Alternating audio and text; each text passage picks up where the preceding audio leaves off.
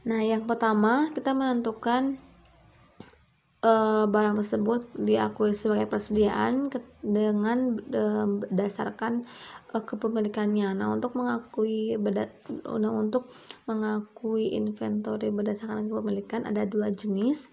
Yang pertama FOB shipping point atau free on board berdasarkan pembelian.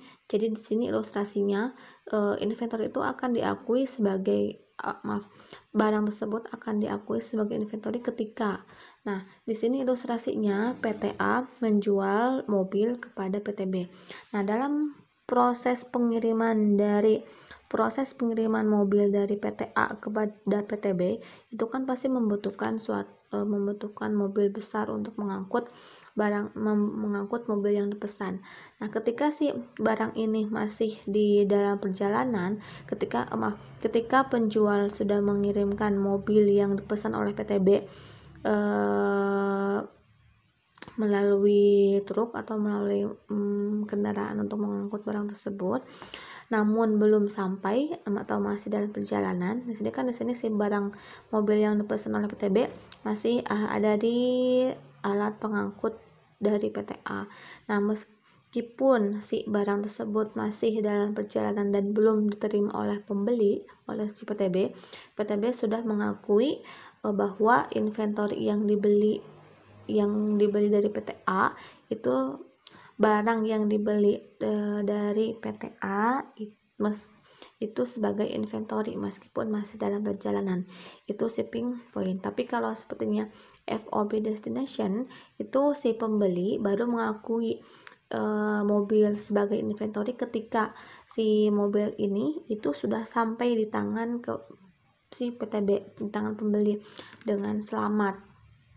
Sehingga meskipun si PTA sudah mengirimkan barang yang dipesan oleh PTB, tapi kalau belum sampai itu jika menggunakan FOB destination itu PTB tidak berhak mengakui adanya inventory, melainkan si PTB harus mengakui barang tersebut sebagai inventory ketika sudah sampai di perusahaan tersebut. Lalu dasar yang kedua yaitu berdasarkan transaksi yang konsinyasi. Nah, seperti yang kita ketahui bahwa konsinyasi itu sederhananya kita mempunyai suatu produk, lalu produk yang kita jual itu kita minta bantuan kepada warung atau kepada pihak lain untuk membantu menjualkan. Contohnya dulu saya mahasiswa di Ekuitas, lalu saya ingin menjual barang yang saya produksi. Nah, barang tersebut saya titipkan di Kopma. Nah, barang yang dititipkan di Kopma itu merupakan barang konsinyasi karena Kopma hanya menerima titipan saja, tidak membeli. Nah, ketika saya sebagai penitip barang itu konsignor, ketika saya menitipkan barang, dalam hal ini gorengan, kepada konsigni, si Kopma itu penerima titipan barang. Nah, gorengan yang belum terjual itu tidak boleh diakui sebagai inventory bagi Kopma karena Kopma tidak membeli gorengan dari saya. Kopma hanya menerima gorengan yang dititipkan oleh saya, sehingga barang yang sifatnya itu hanya titipan tidak boleh diakui oleh si perantara untuk menjual. Berarti oleh Kopma tidak boleh diakui sebagai inventory. Nah, barang yang masih ada yang di Kopma itu harus tetap diakui sebagai inventory oleh konsignor jika belum terjual. Kalau seperti yang sudah terjual, maka si konsignor nanti akan mengakui adanya penjualan barang konsinyasi. Nah, bagaimana ketika Kopma melakukan penjualan? Kan barangnya itu dijualnya oleh Kopma, bukan si konsignor. Nah, seperti yang tadi disampaikan bahwa gorengan yang diterima oleh Kopma itu bukan milik Kopma, melainkan milik konsignor. Sehingga jika si Kopma menjual barang tersebut, maka Kopma hanya membuat catatan saja bahwa sudah terjadi penjualan bakwan sebanyak sekian unit. Nah, nanti yang menjurnalnya itu si konsignor. Jadi hasil Kopma hanya mencatat transaksinya saja.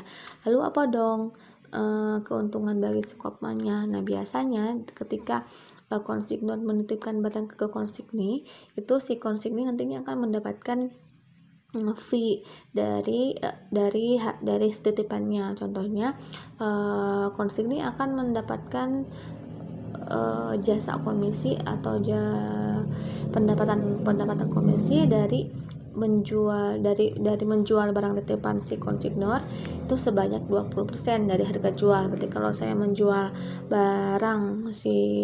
gorengannya itu dengan harga 800, maka si Kopma akan menjualnya dengan harga 1000. Nah, keuntungan dari Kopmanya itu dia mendapatkan fee sebanyak 20% dari harga jual. Berarti 20% kali 1000 dapat 200 rupiah per unit. Nah, itu untuk konsinyasi. Jadi ingat ya, untuk konsinyasi barang itu diakui sebagai inventory bukan oleh toko yang menjualnya, tapi oleh si yang menitipkan barangnya.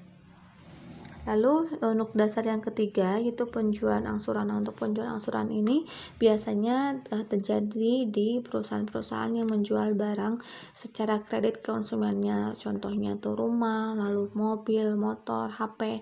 Nah, si penjual, contohlah si Oppo menjual handphone kepada konsumen. Nah, konsumen kan bisa menyicil pembelian Oppo tersebut. Jadi si konsumen boleh membawa dulu si handphone yang dibelinya dari Oppo meskipun konsumen tersebut belum melunasi. Nah, untuk mengakui inventory-nya itu tergantung dari kesepakatan antara kedua belah pihak. Jika si Oppo mengakui bahwa dia sudah mengeluarkan inventory ketika terjadi transaksi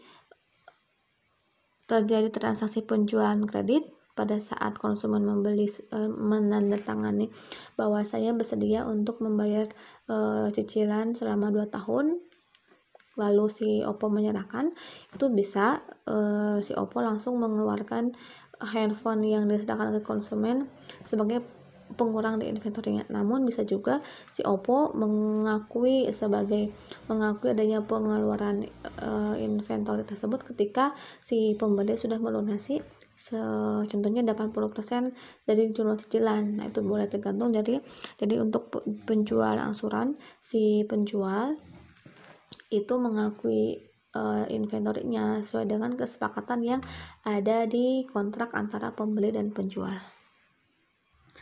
Untuk metode penilaian persediaannya, berarti kan kita harus setelah kita mengakui adanya kapan persediaan tersebut diakui, kapan barang tersebut diakui sebagai inventory, bagi kita juga harus menghitung dan menilai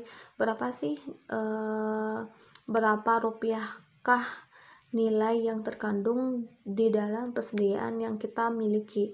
Nah, untuk menilai jumlah barang yang kita akui sebagai inventory itu ada 2 jenis metode yang bisa digunakan. Yang pertama metode perpetual dan yang kedua metode periodik. Nah, untuk perbedaan antara metode perpetual dengan periodik itu secara gamblangnya sudah dijelaskan di pengantar. Namun secara mendasar antara perpetual dan periodik itu terletak dari perbedaan pengakuannya. Kalau sepertinya perpetual itu kita mengakui dan menjurnal setiap transaksinya. Kalau sepertinya periodik itu kita mengakui jumlah yang berkaitan dengan inventory-nya itu diakumulasikan selama 1 periode. Contohnya dalam pengakuan harga pokok penjualan, kalau kita menggunakan metode perpetual, ketika kita menjual barang, maka si HPP tersebut itu diakui pada saat terjual. Tapi kalau periodik itu HPP akan diakui pada saat di akhir periode saja. Nah, itu perbedaan antara perpetual dengan periodik.